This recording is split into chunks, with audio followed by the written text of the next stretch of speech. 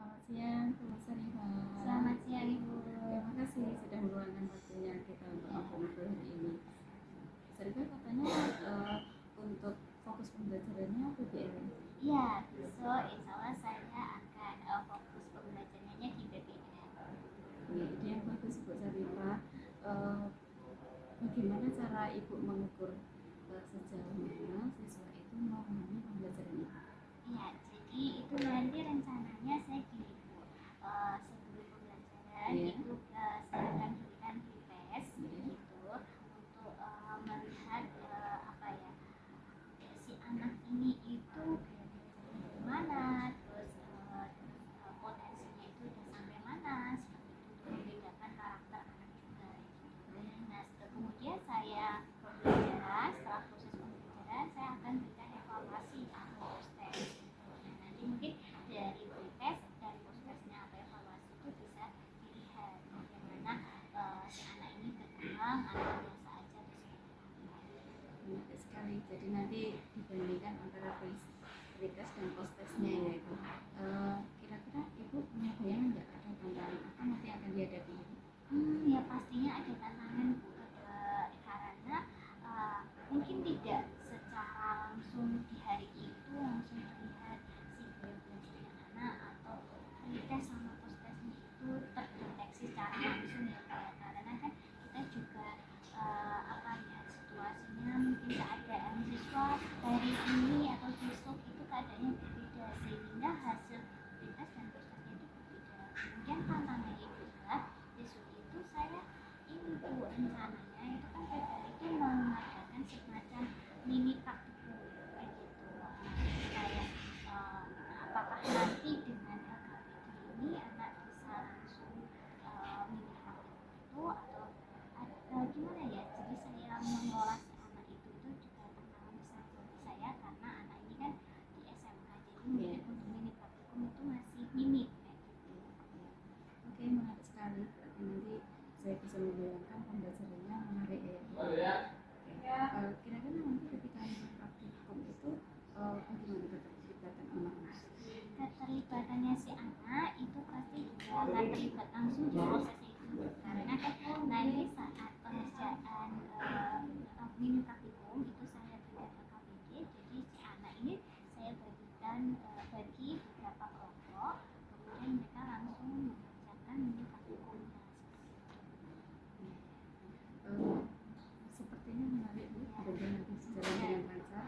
Ya, ini saya juga senang nanti mendampingi Ibu nanti kalau ada sesuatu kita bisa diskusi di meja. Oke, Bu. Terima kasih Bu. Iya, sama-sama Bu Sarifah. Dan kemudian yang kedua adalah kebersihan. Yang ketiga adalah kerapian. Oke, sekarang Ibu mau ngecek kerapian dulu. Silakan kalian berdiri semua. Dilihat dari ujung kaki sampai ujung kepala kalian sudah rapi semua? Sudah. Dilihat kanan kiri kalian temennya sudah rapi, sudah cantik-cantik, sudah ganteng-ganteng? Sudah, alhamdulillah. Oke, sekarang tengok lagi. Kiri kanan kalian ada sampah nggak yang berserakan Mas Hen? Kalau masih ada bisa diambil dan dibuang ke tempat sampah. Oke, nggak ada, siap. Oke, udah bersih semua ya, udah piket ya. Silakan duduk kembali. Kemudian Ibu mau ngecek kehadiran. Oke, kelas busana 2. Adinda hadir. Oke. Afani hadir. Afifah hadir. Oke, berarti ini hadir semua ya. Kalau Damar kan sebenarnya juga hadir, cuma baru piket di Teva. Oke. Nah, pagi tadi sudah pada sarapan belum? Belum. Oh, ada yang belum, ada yang sudah. Oke, Ibu mau pastikan, cek dulu. Kira-kira semangat kalian di antara angka 1 sampai angka 5, semangat kalian itu di angka berapa? 3. Oke, sekarang saya mau kalian angkat tangan semua, kemudian misalnya semangat saya 1, semangat saya 5. Tunjukkan ya. Oke, 3, 2, 1.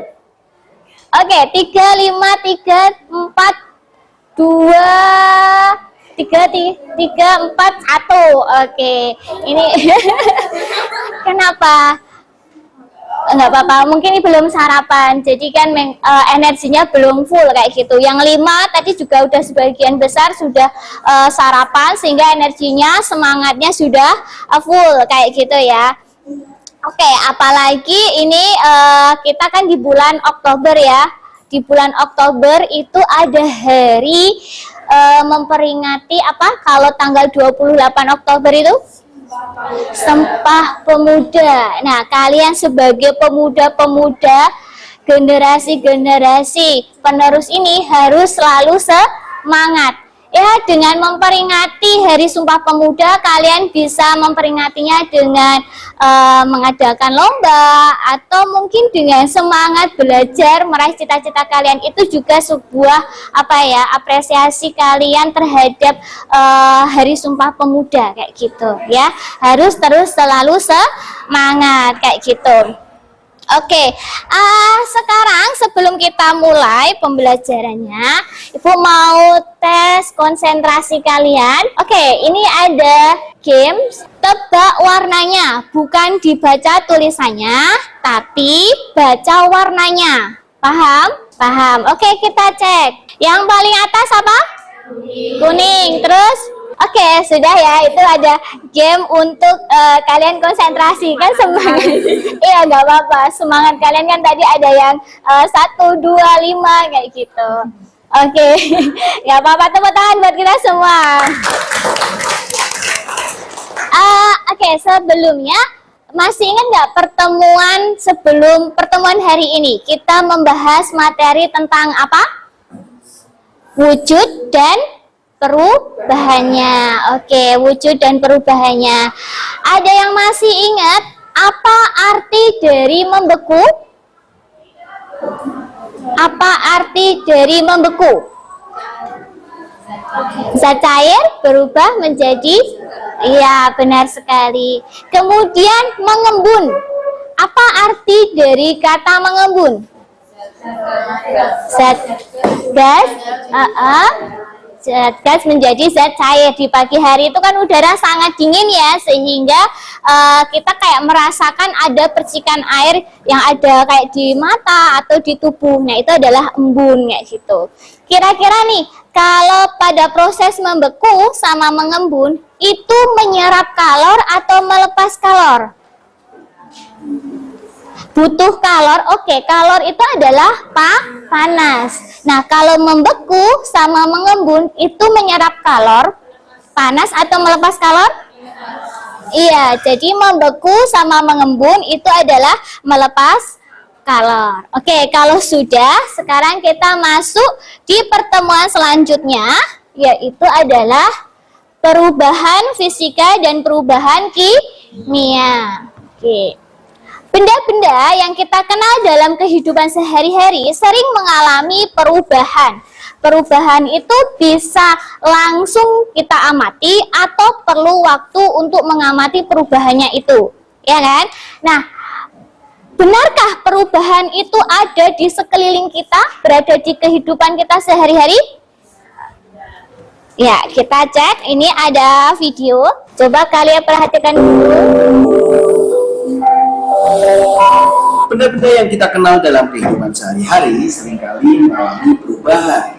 Perubahan tersebut ada yang bersifat langsung dapat diamati, namun ada juga yang memerlukan waktu lama untuk pengamatannya. Perubahan benda-benda tersebut dikenal dengan perubahan materi atau perubahan zat. Contoh perubahan materi yang berlangsung cepat adalah pembakaran kertas. Sedangkan contoh perubahan materi yang memerlukan waktu yang relatif lama adalah proses berkaratnya besi. Sebelum lebih jauh membahas tentang nah tadi itu ada sebuah kertas yang dibakar. Kertas yang dibakar akan berubah menjadi abu. Kira-kira itu berubah bentuk nggak? Ya, kalau misalnya abu itu masih mengandung unsur kertas nggak? Masih? Enggak. Ya, jadi itu sudah ada zat baru. Jadi kertas sama abu itu adalah zat yang berbeda. Itu termasuk dari perubahan materi, kertas dibakar dan pengkaratan. Nah, tujuan pembelajaran kita pada hari ini yaitu yang pertama, peserta didik melalui diskusi dan literasi mampu menentukan sifat fisika dan sifat kimia dengan benar. Kemudian, peserta didik melalui diskusi dan literasi mampu menjelaskan perubahan fisika dan perubahan kimia dengan benar. Kemudian, yang ketiga, peserta didik melalui diskusi dan literasi mampu mengidentifikasi contoh perubahan fisika dan perubahan kimia dengan teliti. Dan yang terakhir, peserta didik melalui diskusi dan literasi mampu menganalisis karakteristik perubahan fisika dan perubahan kimia dengan benar. Ini adalah tujuan pembelajaran kita pada hari ini. Oke. Nah, untuk inti pokok materi yang kita bahas nanti, yang pertama adalah materi itu sendiri, kemudian sifat fisika, kemudian sifat kimia, perubahan fisika, dan perubahan kimia. Nah, nanti kita akan menggunakan pembelajaran berbasis masalah kayak gitu ya. Jadi inti dari materinya ini nanti adalah yang ini. Ini ada beberapa video. Mari kita simak video permasalahan ini. Temuan fakta. Coba kalian perhatikan. Meleleh 6 kali lebih cepat sejak tahun 1980-an mendorong sejumlah peneliti untuk mengembangkan studi di tempat es terbesar kedua di dunia setelah Antartika ini. Kali ini, peneliti dari Badan Penerbangan dan Antariksa NASA yang menjelajahi Greenland untuk melakukan studi. Sebagian besar peneliti berpendapat pemanasan global adalah pemicu utama yang mengakibatkan miliaran ton es meleleh hanya dalam 1 hari. Namun, perkiraan untuk seberapa tinggi dan seberapa cepat kenaikan air laut akan sangat bervariasi, karena para peneliti tidak memiliki kejelasan tentang seberapa cepat pemanasan lautan mencairkan lapisan es. Untuk mengetahui hal tersebut, peneliti NASA menjatuhkan sebuah alat ukur ke dalam es.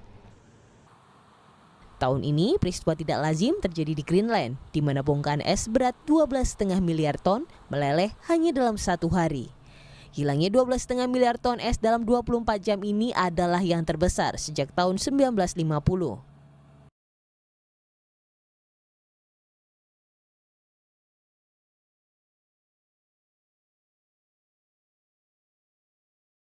Dari video tersebut, apa yang terjadi?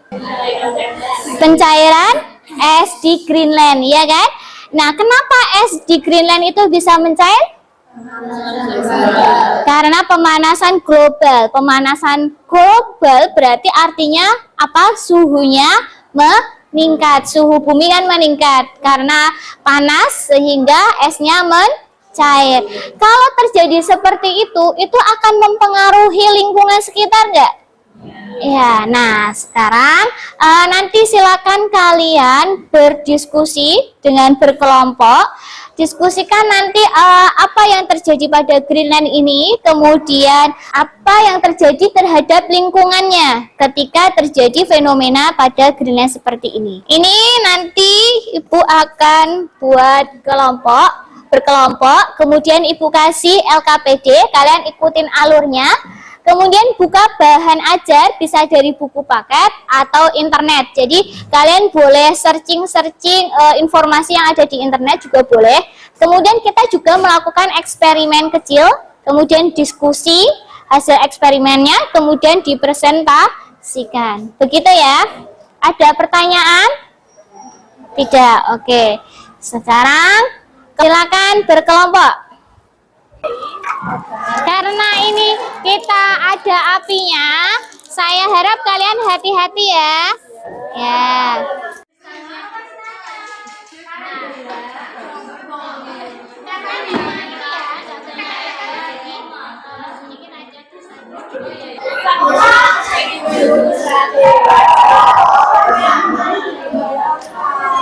Silakan ditaruh di sini cukupnya. Siap. Silakan kemudian dikasih ini ya, balonnya tadi mana? Nah, baking sodanya ditaruh di dalam balon. Oke, silakan. Ini apanya? Balonnya ini nanti buat kita lihat reaksinya. Jadi, awas bau. Oh, ini ada bau, yang ini aja, nggak apa-apa. Jadi kalian kalau nanti kalian main api, hati-hati ya. Oke, ini kita taruh sedikit. Kemudian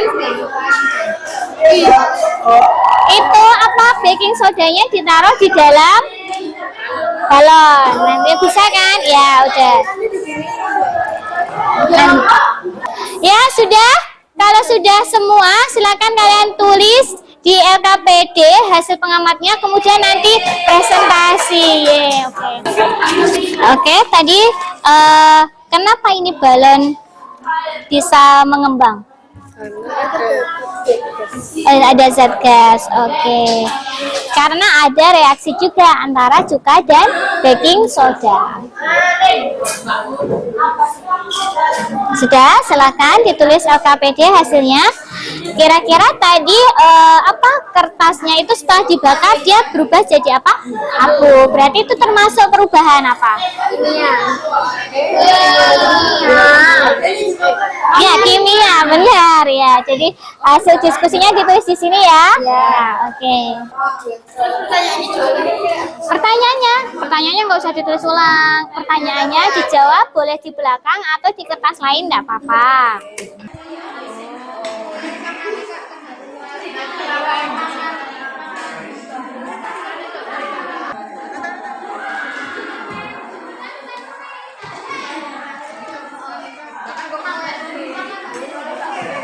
Silakan persiapan untuk presentasi kelompok 1, kelompok 2, kelompok 3, kelompok 4, kelompok 5.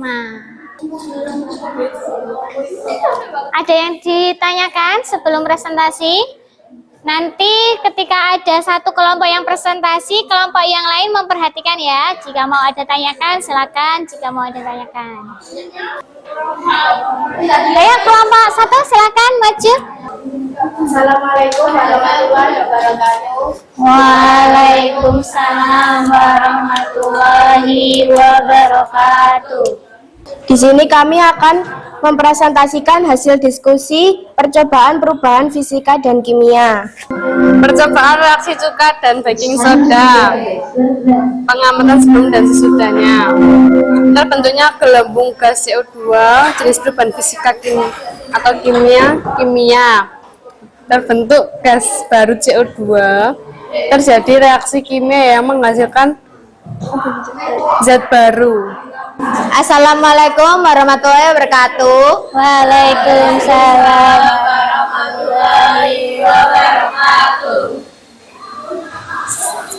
Kami dari kelompok 2 ingin menyampaikan perubahan wujud fisika dan kimia.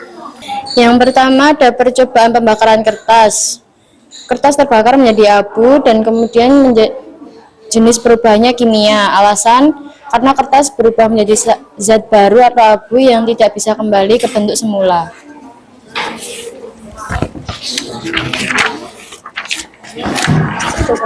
Yang kedua, percobaan reaksi cuka dan baking soda. Terbentuk gelembung gas CO2 jenis perubahan kimia.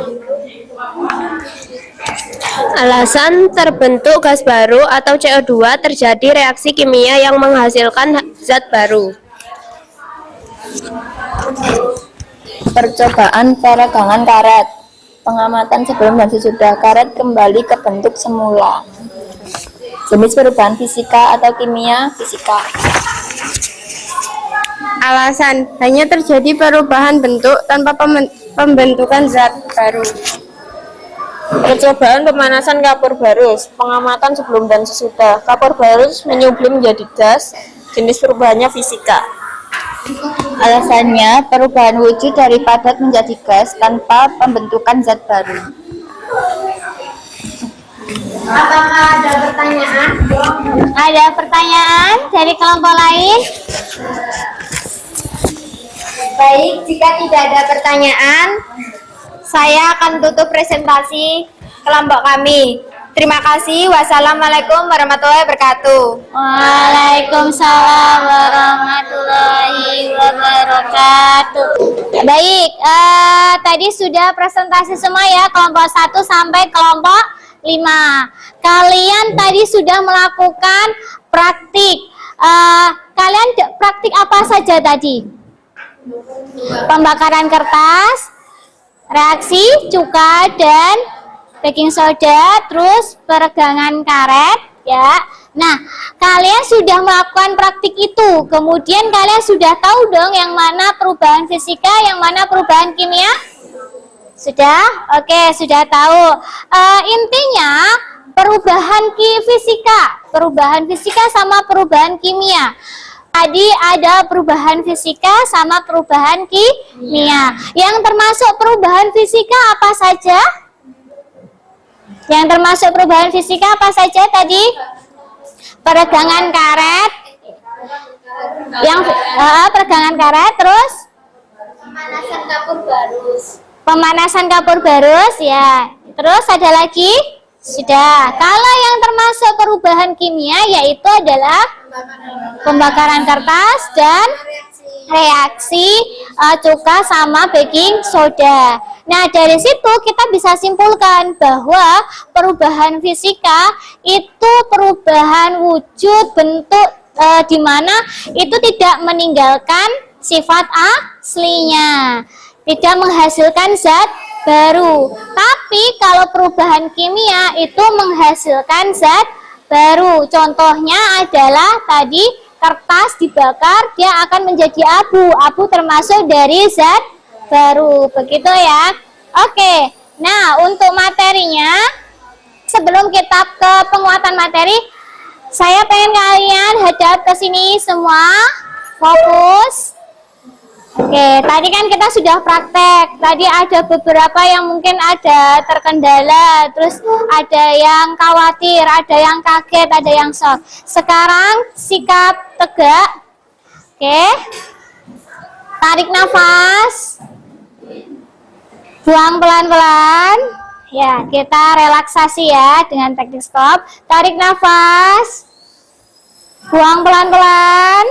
Tarik nafas, buang pelan-pelan. Oke, tepuk tangan buat kita semua. Oke, sekarang kita ke penguatan materi, di mana tentang perubahan materi. Materi itu adalah segala sesuatu yang memiliki massa dan volume. Nah, kemarin kita sudah belajar juga wujud materi itu ada 3. Yang pertama adalah padat, cair, dan gas. Oke. Kemudian sifat materi. Sifat materi itu ada 2, yaitu sifat fisika sama sifat kimia. Sifat fisika itu pengamatan yang sifatnya tidak menyebabkan komposisi zat atau zat baru ya, dan dia sifatnya adalah sementara. Contohnya kayak tadi kapur barus, ketika dipanaskan dia akan mencair, lama-lama dia akan menguap. Itu dia adalah sifat fisika. Kemudian sifat kimia. Sifat kimia adalah kemampuan suatu zat untuk bereaksi kemudian menghasilkan zat baru. Contohnya tadi kertas yang dibakar. Jadi hal-hal yang mudah dibakar, mudah meledak itu termasuk sifat dari kimia. Nah, perubahan materi ini ada 2, yaitu perubahan fisika sama perubahan kimia. Nah, perubahan fisika adalah perubahan yang terjadi pada suatu zat atau materi tanpa disertai terbentuknya zat baru. Dengan kata lain, hasil perubahan tersebut masih memiliki sifat fisika, masih memiliki sifat aslinya yang sama dengan zat awal tadi ya. Dan perubahan hanya terjadi pada bentuknya, kemudian wujudnya, dan lain sebagainya gitu. Itu adalah perubahan fisika. Kemudian perubahan kimia. Perubahan kimia adalah salah satu perubahan yang terjadi pada suatu zat yang kemudian menghasilkan zat baru. di mana zat baru ini sifatnya berbeda dengan zat awalnya. Itu adalah perubahan kimia. Oke, sampai di sini ada yang ditanyakan? Tidak. Nah, kesimpulannya adalah perubahan fisika adalah perubahan yang tidak menimbulkan zat jenis baru. Tapi kalau perubahan kimia adalah perubahan yang menimbulkan zat jenis baru. Oke. Sampai di sini ada yang ditanyakan? Tidak? Cukup? Nah, setelah tadi penguatan materi dan kesimpulannya sudah kita dapatkan, Ibu akan melakukan evaluasi. Silakan kalian buka HP kalian, saya kirim di WA ya. Silakan kalian kerjakan evaluasinya itu selama 10 menit. Silakan dibuka HP-nya. Kerjakan dengan serius ya, silakan dibuka. Ada yang ditanyakan dari soal evaluasi? Tidak. Sudah selesai belum? Sudah. Oke, sudah semua ini? Sudah ya, saya cek dulu. Sudah semua ya. HP-nya bisa diletakkan kembali. Oke. Nah, setelah melakukan evaluasi tadi, masih ada yang ditanyakan tidak? Tidak. Sekarang kita melakukan refleksi ya. Refleksi setelah kegiatan pembelajaran pada hari ini. Yang pertama, bagaimana perasaan kalian setelah pembelajaran pada hari ini? Senang. Seru. Sebentar, Ibu mau dari kelompok 1 dulu. Satu kata untuk refleksi hari ini, perasaannya gimana? Menyenangkan. Kelompok 2? Seru. Kelompok 3? Seru. Oke, kelompok 4? Seru. Kelompok 5?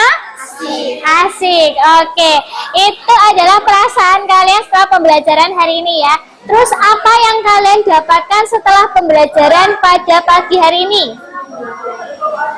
Apa yang kalian dapatkan? Berhati-hati dalam main api. Oke, terus ada yang lain? Hati-hati, ya udah. Terus apa? Tadi melihat perubahan fisika dan kimia. Ternyata reaksi antara cuka sama baking soda itu bisa mengembangkan dan menghasilkan gas karbon monoksida. Gitu ya. Ada yang lain? Mungkin kalian mendapatkan apa? Teman atau kritikan dari teman gitu? Nggak ada. Oke. Itu adalah refleksi untuk hari ini ya. Kemudian juga tadi setelah kalian presentasinya sudah luar biasa semua. Tepuk tangan buat kalian semua. Oke, tadi ketika presentasi itu sudah bagus semua. Cuma catatan buat pembelajaran kita itu tadi saat presentasi itu masih ada yang malu, masih ngomongnya pelan-pelan, kemudian masih agak senggol-senggolan dengan teman. Ya nggak apa-apa, ini adalah proses belajar kalian, belajar kita ya, dimana untuk bisa menjadi suatu orang yang hebat itu kita harus ada prosesnya. Nggak apa-apa ketika kalian presentasi kok masih malu-malu, nggak apa-apa, nanti lama-kelamaan akan berani dan luar biasa. Oke. Nah, itu mungkin dari Ibu. Ada pertanyaan? Tidak ada. Jadi nanti untuk pertemuan selanjutnya kita akan masuk di materi B3. B3 itu adalah bahan berbahaya dan beracun, gitu ya. Nah, untuk tugasnya tadi kan kalian sudah praktik, kemudian sudah presentasi. Nah, sekarang laporannya kalian buat menggunakan Canva ya. Laporan hasil praktikum tadi kalian buat dalam Canva, begitu. Oke, dari tugasnya ada yang ditanyakan? Tidak. Oke, ya sebelum kita akhiri, kita Ya, kita akhiri. Marilah kita berdoa terlebih dahulu. Nanti setelah Ibu akhiri, jangan lupa untuk membersihkan kelas ya. Jadi kelas dalam keadaan bersih lagi, begitu ya. Silakan dipimpin dari kalian untuk berdoa di akhir pembelajaran pada hari ini. Silakan. Oke. Oke, alhamdulillah pembelajaran pada hari ini kita sudah selesai. Jangan lupa nanti alat dan bahannya yang masih bisa dipakai dikembalikan, yang tidak bisa dibuang di tempat sampah, begitu. Oke, semoga ilmu hari ini bermanfaat buat kita semua. Untuk pertemuan hari ini mungkin kita cukupkan sampai di sini, karena kalau di sana dia sudah bahagia dengan yang lain. Hidup sendirian tanpa kekasih. Cukup sekian, terima kasih. Sampai bertemu di lain waktu. Wassalamualaikum warahmatullahi wabarakatuh.